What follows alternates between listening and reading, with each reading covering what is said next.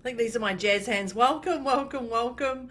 Debz Cooper, Global Stressologist. Thank you for joining me here today. Gosh, this does look like being, it's very full on camera, isn't it? I don't really know how to deal with that. But anyway, that's not what it's about. Today is about how to juggle balls before they fall on you. And we all know that balls do fall on us and they bloomin' well hurt. See, I didn't swear that time. But by crikey, it is literally an ouch, and it comes in capitals and it just comes in an explosive time. So let's get on. Tips to juggle balls before they fall on you. Thank you for joining me. I would love to know if you're here live or if you're here on a replay would be awesome. So grab your pen and paper, grab your note-taking device, because the tips I'm going to give you today are going to be valuable, that I use when I feel like all my balls are in the air, all the balloons are in the air, and things are just going a little bit chaotic for me. So as I was actually sitting there with the hairdresser this morning having a chat to her, and I was telling her about what I was doing, she says, well, my tip would be actually don't run from it. Don't run from it. Just see it as it is. And that's exactly the first tip. The first tip is acknowledge. So when I say acknowledge, I know it hurts. I know when you have to acknowledge certain things, it's just yuck. I'm fully aware of that. It hurts. And it really sometimes frickin' hurts. You know the one. But you can't hide from everything. As much as we want to hide from stuff, you actually can't hide from everything. So step one is acknowledge. Now, usually I say acknowledge and you don't have to accept it or you don't have to agree with it. Clearly, this is a little bit different. You are going to acknowledge that I have the speed wobbles, I'm juggling too much, I'm about on the verge of burnout, there's so much going on, people are annoying me, my work's frustrating, my money's finances, I'm not sleeping at night. All these things escalate for you. So, step one, and I was in agreement with my hairdresser this morning, was acknowledge. As soon as you acknowledge, it just goes, okay, then we can deal with it. But if you don't acknowledge it and you just keep trying to sweep it under the rug or any of that sort of stuff, it's just not going to work for you. So, step one clearly is acknowledge. Step two is make a decision. And this is the key one here.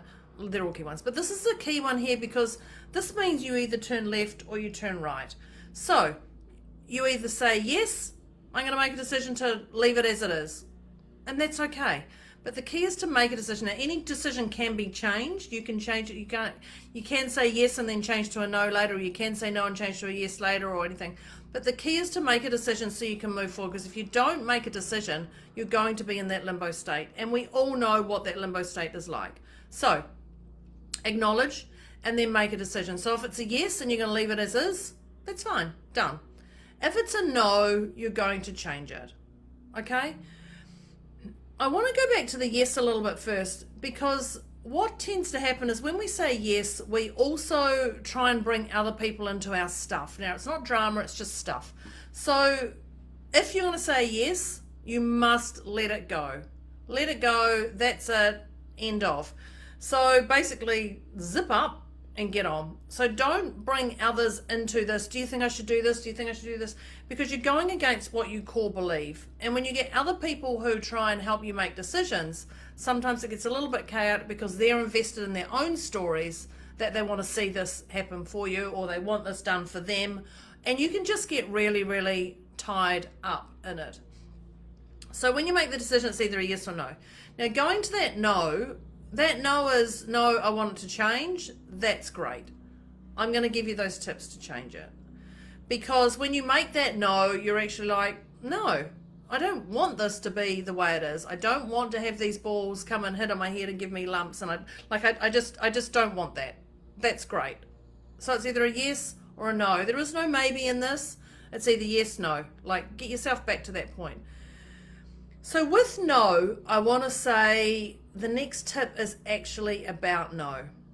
And when I say no, I'm saying say no more often. we tend to be people pleasers. We tend to give because we want to help other people, or we want other people to like us, or we compromise our world to please other people, or we go to burnout because we're doing other things to other people. This is not what it has to be. This is not what it has to be. So when I say no, say no. That's it. And you don't have to add anything more like, no, because of this, this, and this. No, it doesn't work. No, no, no, no. And this whole explanation, because that's just going to throw you around in a whole turmoil. So when you say no, it's like, no, it doesn't work for me right now. That's it. That's literally it. You don't have to get yourself in a spin because of this. And when I say get yourself in a spin, I'm going to talk about in your head, because when we get into our head, oh yeah, we've got this going. When we get into our head can be as Kate would say to me, it can be explosive. When we get into this place here, we decide if we want to turn right or left, or actually no, it's left. Didn't get me out of things right. Left or right. It's our head that makes those decisions. So the key is to get out of your head. So when I say get out of your head is cluttered. And we talk about brain fog, all those things. So what you're going to do to get it out of your head, making these decisions, all of this, is write it down. Write it down. Just write down all the things that are cluttering your head, all the things that are holding you back, everything. If you have, we're in spring in New Zealand at the moment, or just recently gone to spring. So people are saying go and declutter your house. But when you do this, don't go, oh, I've got to declutter my whole house. It's so much, blah, blah, blah. Go room for room. Go, what do I need to do in my bathroom? What do I need to do in my bedroom? What's good for me to do in my kitchen? Like, personally, I'd leave the kitchen to last, because that's going to be one head explosion. For me, it would be. But when you're decluttering, break it down, chunk it down. Like, it's not as big as what we think. Oh, I need to declutter my whole house. I need to declutter my friends. I need to declutter my social media. I need to declutter my bank accounts. I need to, like, it's okay. So just first I want you to get everything out of your head. Everything out of your head. Because if you can get it out of your head, it's going to make everything a little bit clearer. Once you've got everything out of your head, once everything's out, and this could take 2-3 days to get everything out. I don't encourage you to do anything else in the meantime. Just get it out of your head. That's it. Get it all out of your head. Once you've got it out of your head, once it's all out, you're going to look at it. Next step is look at it. And when I say look at it, you're going to actually look at it and you're going to read it aloud with your voice, clearly with your voice. So you're going to read it aloud and go, kitchen drawer 1, kitchen drawer 2, kitchen drawer 3, fridge, top shelf, second shelf. Because when you read it aloud, you'll actually hear the things that you need to add in or take off. When you read it aloud, you're going to hear things to add in or take it off. So you'll know what feels right. I'm not going to tell you what feels right for you, because it might feel right for you but not for you. And that's okay. So you'll know what feels right. So get it out of your head, write it down, and then read it aloud. If you don't read it aloud and you're reading it in your head, where do you think it's going to go? Back into your head, back into your head, back into your head. So the key is to not do that. Okay? Clearly, get that out of your head, read it aloud, you're verbalizing it out, that's it. Once you have it out of your head at that time, then you're going to prioritize it. You're going to prioritize everything that you have from that list above. Everything you have, you're going to prioritize it. So you're going to prioritize that list, what needs to be done. You're going to prioritize the people around you. You're going to prioritize you. You're going to put some time in for you. You're going to prioritize what needs to be done and how long it's going to take. What needs to be done and how long it's going to take. So that when other people want some of your time, you're like, I can't do that because I've got, in your head, you're like, I can't do that because I've got something else on, or I'm busy at that time, or I've locked out. So for me, I block out study time for me to do my study. Now, if I don't do that and a client wants some time or something, I just don't get it done. So for me, I prioritize my study because that's what's important to me. So I prioritize me. Yes, I prioritize me over my clients. I'm there for that. We can always fit them in another time. But at that time I'm studying, I can't talk to my clients because my head just goes client mode, study mode, Deborah mode. this mode. I can't jump up and hoover the house in the meantime, and I can't whip down to the shop to get something, to get a coffee. Like, I have to prioritize me and my study time. Everything has to be in order. So it's about prioritizing your world. And what works for you may not work for somebody else. Okay? What works for you may not work for someone else. So prioritize what works for you, not what other people, what works for you. And the next one I've got down here is, in my head, is just do it. Take action. Nike, just do it. Just do it. So if you're going to prioritize all these things and put time frames on them to get them out there, you actually have to take action, because otherwise it's just a piece of paper or it's notes or anything like that. I personally prefer to write it down, because my head gets a little bit clearer, and there's something to do with the brain and the body writing things down. So once you've got to that point, take action and know that there is no failure. There is no failure in this process. There's no failure at all. It is literally just you doing you. That's all there is. It's you doing you, because you've got to take action to get there. I just would like to touch a little bit about guilt and shame. And guilt and shame is one that can immobilize you, can stop you from doing things. Guilt and shame is just a real icky place to be. So know that you have no obligation to do anything that doesn't feel right. If this goes against your moral compass, if this goes against who you hang around with, if this goes against your parents' belief that you're holding on to, if this goes against universal laws, then you don't have to do it. Honestly, you don't have to do it. You can find ways to get out of it. That's totally it. But if you're juggling those balls and you're then going against universal laws, or you're then going against your moral compass, what do you think is going to happen? Those balls are going to be medicine balls, and by crikey, they hurt. They're not just going to be normal balls that fall down on you, not little kiddie balls. They're going to be medicine balls. So be aware of your moral compass. And that's where your guilt and shame comes in, because you're like, oh, I owe this to this person, or I have to do this, or I should do this, or this is good for other people but not for me. No. Remember the few tips back? Say no more often. That's what I'm talking about. If you don't listen to your, and I call it your moral compass, if you don't listen to your intuition, your heart, whatever it is, whatever you want to call it, you are going to have mind and body awakening. Now, when I talk about a mind and body awakening, when you go against this, your body tells you. So everything happens for a reason. Everything in this world happens for a reason. Now, you may not know it. I may not know it. I mean, you may not even want to know what is happening for a reason. I understand that, because sometimes I don't even want to know why things are happening. But your body will show signs to what is happening.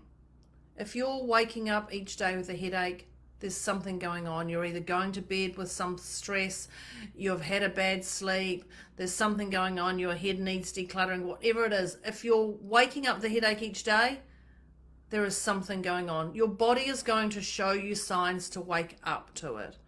If you have an injury or an illness, your body is showing you signs that is cluttered in your head. So the key here is to listen to it. Listen to what your body is saying to you. Listen to every single thing it's telling you. Remember, you may not want to know it, okay?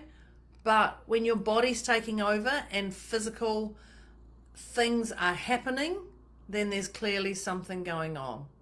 So listen to it. Please listen to it. Do yourself a favor. And this is where I often talk about my head and my heart. And so your head makes decisions, but if you can make decisions in your heart, you're going to be a different person, and you're actually going to know what feels right for you. Your heart will never lie to you. My heart will never lie to me. It will always tell me what to do if I listen to it. But if I get into my head might go, yeah, go for that, go for that, go for that. But then there's times when it actually shouldn't be happening, whatever's going on. So make decisions in your heart over your head. And when I talk about my head and my heart, I love talking about glitter, glitter, glitter, glitter, glitter. We know what glitter is. We know what glitter is. My glitter bomb. My glitter bomb is things that light you up, whatever that is. If it means going outside and a light show up, if it means sitting in the sun, if it means standing in the rain, if it means ringing a friend, if it means listening to a podcast. I've got a great podcast, Deliciously Motivated Mindset with Debz and Moira. It's a great podcast with my buddy Moira. But whatever it is, whatever that glitter is, do more of it. That's the thing that keeps you functioning every day.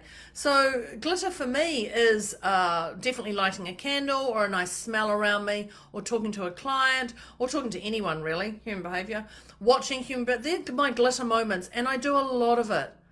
Like, I don't want to learn how the car goes from A to B and how the mechanics work and how the wheels go around. Like, that doesn't interest me right now. I love human behavior, so I'm going to study more and more of human behavior, and that lights me up. That's my glitter bomb. I'm just going to be more in a bombs base if I actually start working out how a car works. It doesn't interest me. So do that glitter bomb. The next one I'm going to talk about, let's make sure we've still got this going. The next one I'm going to talk about is the 4 agreements. You've heard of the 4 agreements, I'm sure. I've talked about them. There's 4 of them. There is be impeccable with your word. Be impeccable with your word. Don't take things personally. Don't make assumptions. And I love the one, assumption is an ass of you and me. Whoops.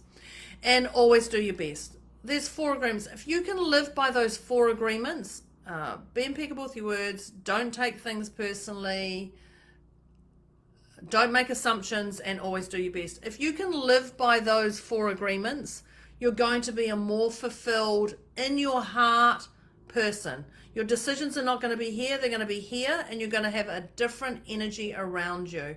Those balls that you're supposedly juggling, you won't need to juggle them anymore. You won't even see them. You'll just be doing life, doing you. Which brings me to my next one, which is celebrate life. Celebrate life. Have gratitude, have appreciation that you've got something to work on, because there's always something to work on. There's something you're experiencing to work on. But have gratitude and appreciation for life. Celebrate life. You don't know when your time is up. You don't know what's around the corner. You don't know when your time's up with those you care about. Celebrate what you have in your world right now, because it's an important world to be part of. And my last one, of course, after celebrate life, what do you think it's going to be? What do you think it's going to be? It's going to be reach out. Reach out to Debz Cooper, Global Stressologist. I'm here to help you deal with anything that's going on in your world right here, right now, whenever you're watching this video. If you'd like to reach out to me, I am here for you. I'll drop a link in my comments. But here I am. Here I am, here to help you with whatever is going on in your mind. So this is Debz Cooper, Global Stressologist, signing off from tips to juggle balls before they fall on you. Tips to juggle balls before they fall on you, because we know it's a very painful experience when it happens. That's me, Debz Cooper, Global Stressologist, signing off. Thank you for joining me here today. I will see you on the next video. Fabulous. Bye.